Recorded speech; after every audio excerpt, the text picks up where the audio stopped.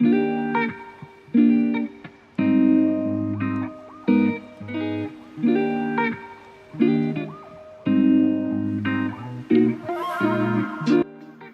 morning, Ella. Education is the most powerful weapon which you can use to change the world, said by Nelson Mandela. Today, we are truly honored and privileged to be in the presence of a visionary leader, an inspiring architect, and a sustainability expert. And most importantly, the founder of our very own Ella Dream School, Miss Samita.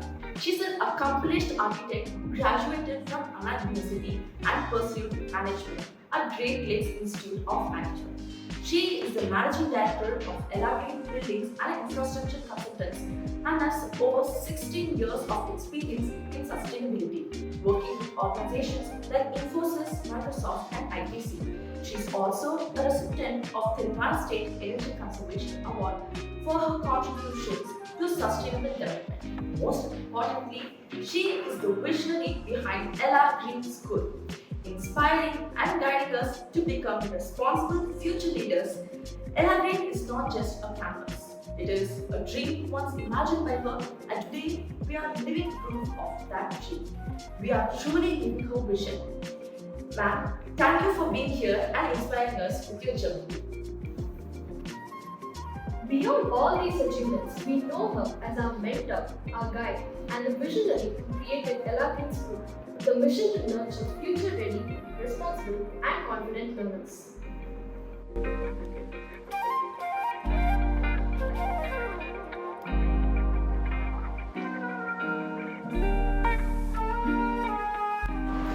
Speaking on slightly honest what I must admit that I would feel a bit like performer since you are a founder and you are someone who we truly admire. So it would be a bonus to teach you kind of a student that you know in your college and school days, like what kind of fun and mental feelings that you had. So how are those years shaped who you are today?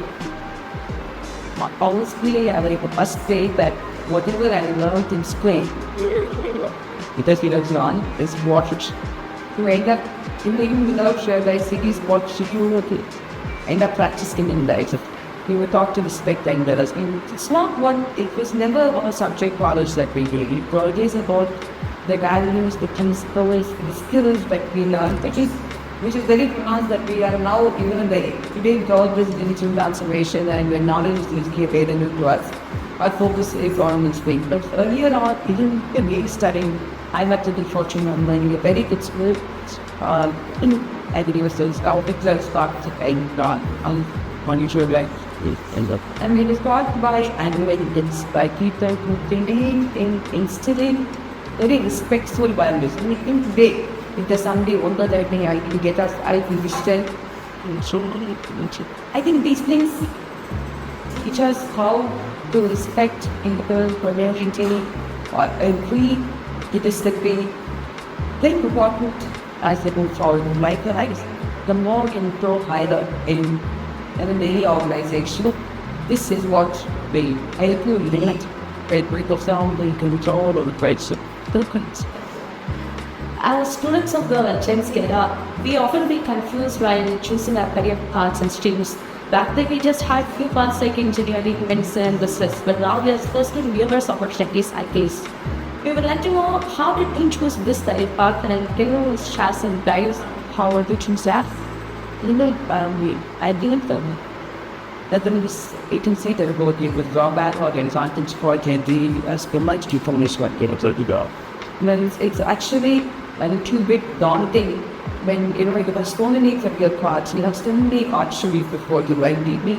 Is one side of people letting you that has already actually the passion. One side of people letting you that including get entrepreneurs. You don't have to work to school or you make job or monthly be a YouTuber. I mean it's multiple. Bad thing to very simple request. They don't want to have passion. Any of us don't know where, yes, we did. We don't have a passion. But what we were taught is to do whatever is there in front of us with utmost, respect, dedication, hard work, gratitude, or this one. These were all that we were taught. And it came naturally. So, for me, I didn't have a big grand goal part that I want to pursue. Many children do this. As the most do now, which is fine. But even if you don't have, I really tell even my own children or anybody around, please go if you think that you know with respect. Here, this is not my idea of interest. So this is, if that is a task that you've taken up, give it your all and do it. Your path will open up in front of you. The more you show dedication, the more you show gratitude, the more you show happiness to what you do and respect to what you do, everything will open up. Don't worry about whether I should choose this or that. You know, it will come in front of you and just do everything, whoever it is. I mean, today I see very successful aerobic instructors. Nobody told us that there was a profession. But they're doing very well. They are, and they do it with so much enthusiasm that, you know, they have a great fan following and whatever presence and do. And so, just do what you do and do it very well with academic. Interesting. How will your choices come in? I think it just happened again. I told you I never had any lofty goals when I started off with. In fact, coming into the sustainability space itself happened by chance. As you know, I'm an architect by education. Did my design change just to explore during that. I have a couple of degrees which I don't talk about because it just shows me as somebody who didn't have a clear direction. So, but yeah, I just kept doing whatever I did it wholeheartedly. And eventually things opened up, and I'm so happy that the school was something that I always believed that if you want to make a change, it's when the children who can make the change. Because you don't, when you're 25, 26 or even later, 20s, you try and teach something, you're learning it, but it's not becoming a way of life. Whereas when it's younger, I believe that you can make an impact. I believe you can change the way they think, or shake, not change, but shake the way they think. So I'm glad I did what I did, and it's worked out well into place. Every great institution begins with a powerful idea. It would be inspiring to hear how the vision of Energex first came to your mind and what really inspired you to take the bold step of transforming that idea into reality. Yeah. Okay. And as I said earlier, I believe education was a very powerful tool, and if that is something that I am instrumental, I mean, I just feel like a very fulfilling life. Of course, this was all very nice to think of and do, but you know, the struggles, it's not like, you know, I came from a background where, you know, people were in business. You know, I come from a very professional family. So business was not something that was known to me. Even now, I would call myself more a professional than a business person. So having said that, the mission of the school was purely to ensure that, you know, education meets today's demands. Education is something that, and there are one great institutions, and it's always something that we can learn. It's never, you know, this is it and this is the best. Like, you cannot say this is the best institution, because everybody is constantly learning, constantly changing, constantly evolving. So given that scenario, what is it that we can do? Which is why we chose IB. In fact, a lot of people questioned us as to, you know, did you do a market survey, did you do research, did you do your projections, your rate of return, you know, all these kind of terms. Yeah. That is done to a certain extent, but then I think at some point revision takes over and you want to make it work. So I think that's where it starts. What are some memorable thoughts and feelings you experienced in ENA was the most? I think, you know, when the building started taking shape, not even to what you see today. The first panel, it's a precast construction. The first panel, I think some of the early team members who were with me would realize the office was in the canteen. And when we saw the first panel, we were all so excited. We were sharing pictures, but I mean, for a person who's just seeing it from outside, may not make much of a picture. The inauguration day was, was something that was very memorable. But there was a lot of fear, you know, sometimes. The fear and the anxiety takes over all the positive movements. Yes, there were a lot of fear and anxiety. If you ask me, what do you remember now, that seems more prominent. But yes, I think the first batch of students playing, when you see those children grow and take the stage and probably give their address. I clearly remember Nandana, she was very quiet.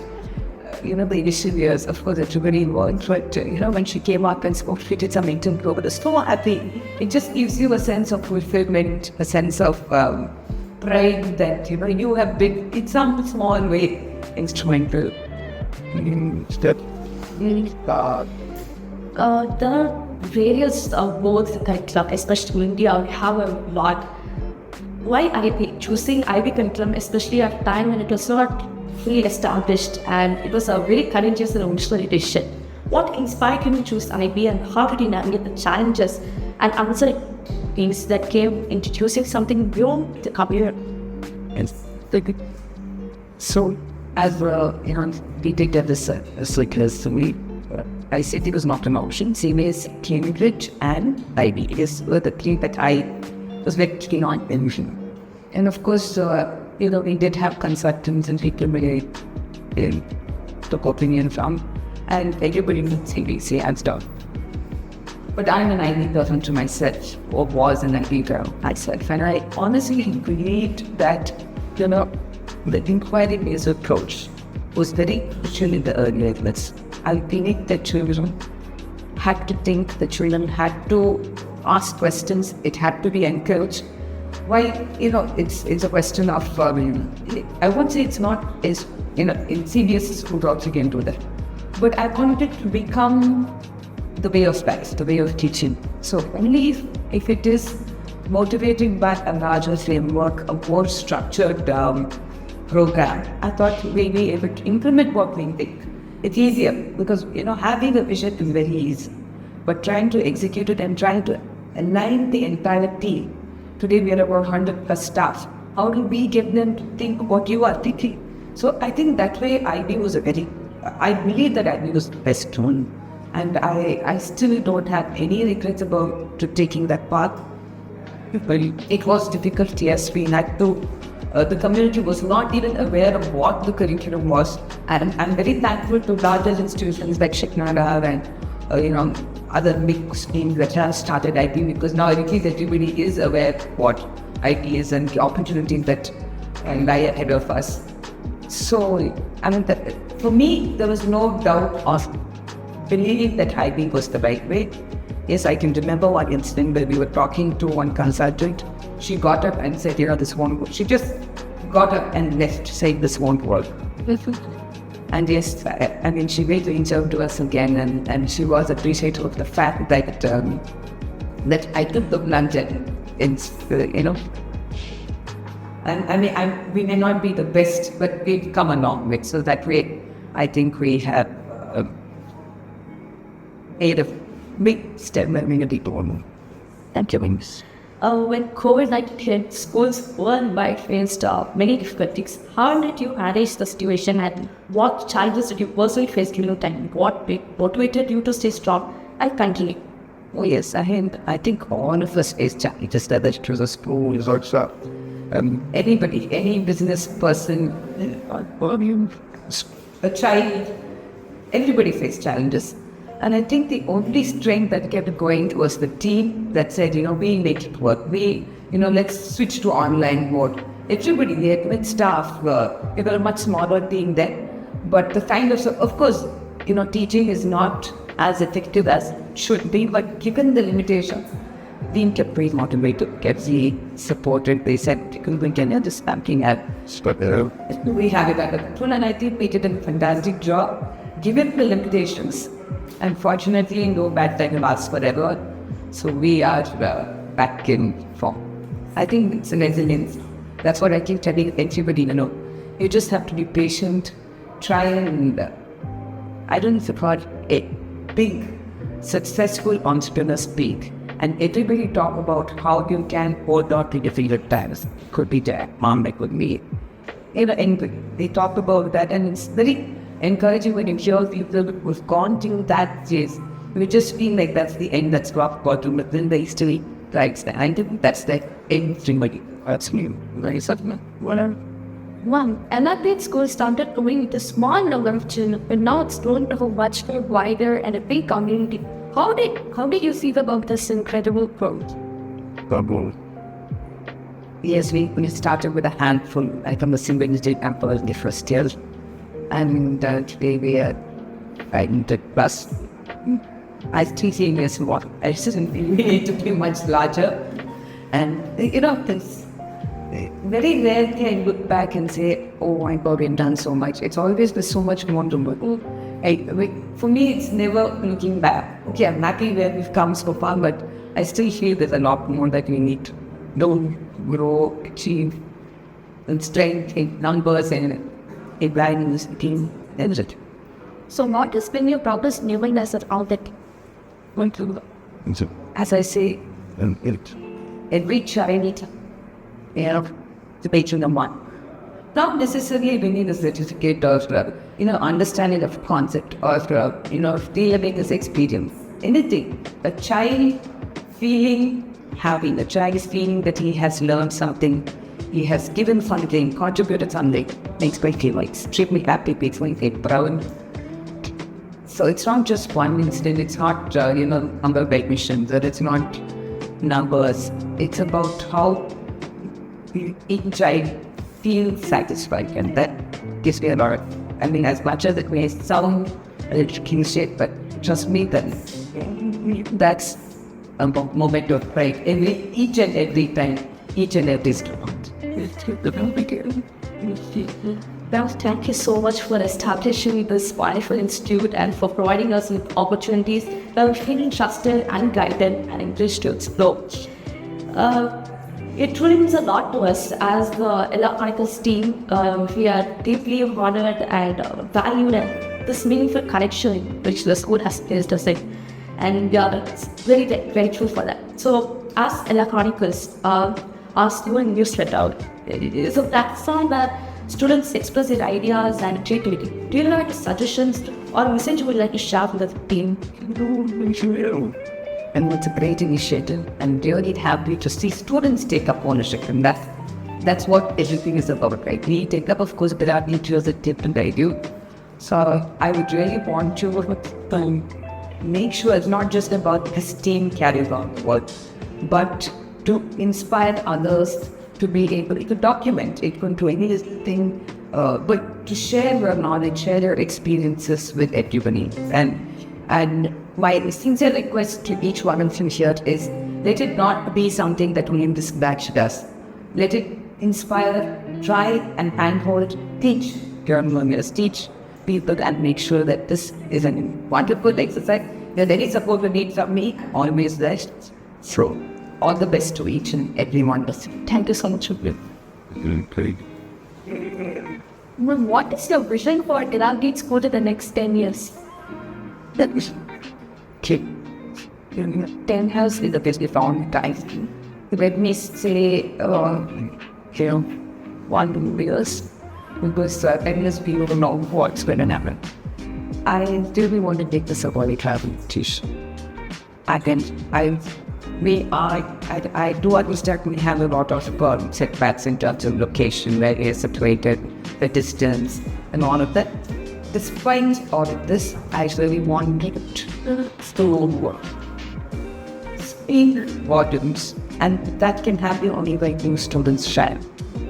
Like, I want to be able to provide with the resources that we need to ensure that every student gets noticed, every student shines, every student pursues something that they are proud of. So I want you all to take the word stage, and automatically we all grow it. So I'm looking at it as a community, as a growth of a community. We're able to have alumni, we're able to. It's not something that just restricted, no, what am I not worried about this 20-kilometer ranges. I want us to be one of the best institutions the country has seen.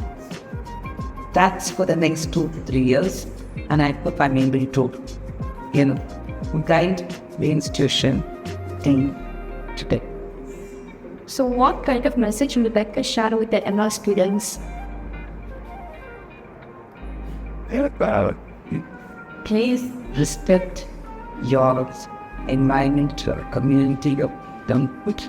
Please agree to disagree.